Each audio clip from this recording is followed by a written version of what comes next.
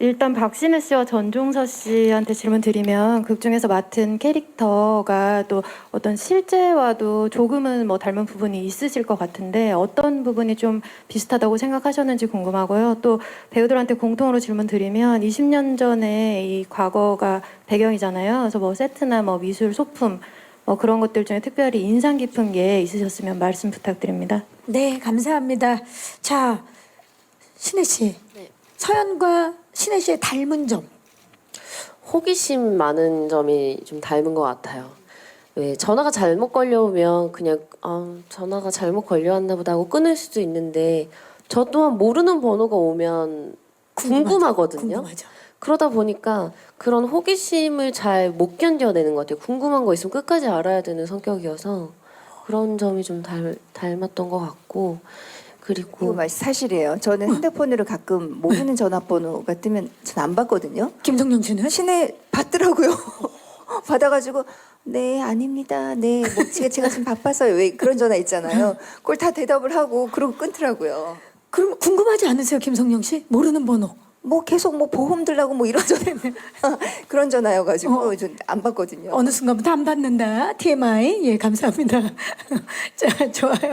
그리고 우리 종서 씨는 어떻습니까? 영숙과 닮은 점. 끈질긴 거 뭐 이런 거 닮은 것 같아요. 끈질긴 거. 끈질긴 거 뭐 광기 같은 것도 같은 형태는 아니더라도 저는 한번 이렇게 꽂힌다고 해야 하나? 그러면은 되게 오래가는 네 끈질긴 것 같아요. 그게 영숙이가 가진 거 그리고 캐릭터적인 거지만 불안 영숙이가 가진 것 중에 가장 큰 게 불안이었는데 불안 그런 성격도 조금 닮은 것 같고요. 네. 저 인간이 가진 감정들이죠. 네. 거기에 또 장점으로 치자면 끈기가 있다라는 거죠. 네, 감사합니다.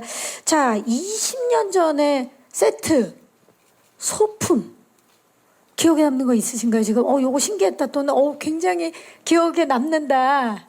예시. 저는 영숙과 서연이 사용하는 그 무선 전화기가 그 같은 모델이 저희 집에 있었거든요. 집이 부자셨나 봐요. 아니 그런 건 옛날에 아닌데. 무선 전화기 있으면 부자 아니었습니까? 예. 근데 그래서 그 전화기가 너무 반가웠어요. 그 전화기가 같은 기종의 전화기 똑같은 거. 그걸 썼었거든요.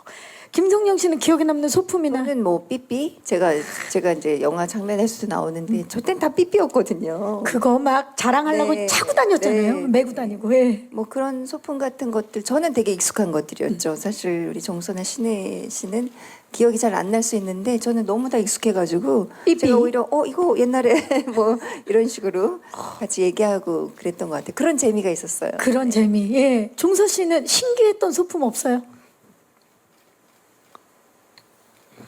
신기했던 소품은 인상적이었던 건 없는 것 같고 곰돌이가 많이 나와요 영화에. 곰돌이. 곰돌이 관련된 게 되게 많이 나오는데 영숙이의 캐릭터가 천진난만하고 순수하다는 부분에 좀 도움을 주기 위해서 감독님이 일부러 넣은 요소들이라고 들었어요. 근데 곰돌이가 기억이 많이 남아요. 네. 곰돌이. 신혜 씨는 저는 제가 20년 전 연기를 하진 않았지만 촬영하면서 그 현장에서 봤을 때 다이어리가 나와요. 그런데 이제 영숙이 좋아하는 그 인물의 사진과 그 예전에 왜 저희도 좋아하는 가수들 막 스티커랑 막 그런 책 받침처럼 이런 뭐 책 그 꼬지 같은 거 있잖아요. 그쵸, 책갈피. 같은 거 그런 소품들이 굉장히 저 초등학생 때도 했던 그땐 다 만들었잖아요. 필통 맞아, 만들고 필통도 만들고 엽서로 네. 뚫어서 다이어리에 끼우고 그런 소품 디테일들이 정말 많이 살아 있었고 저는 그런 집의 느낌 또한 많이 약간 정말 되게 옛날 그런 장 같은 거 이런 소품들이 정말 향수를 불러일으키더라고요.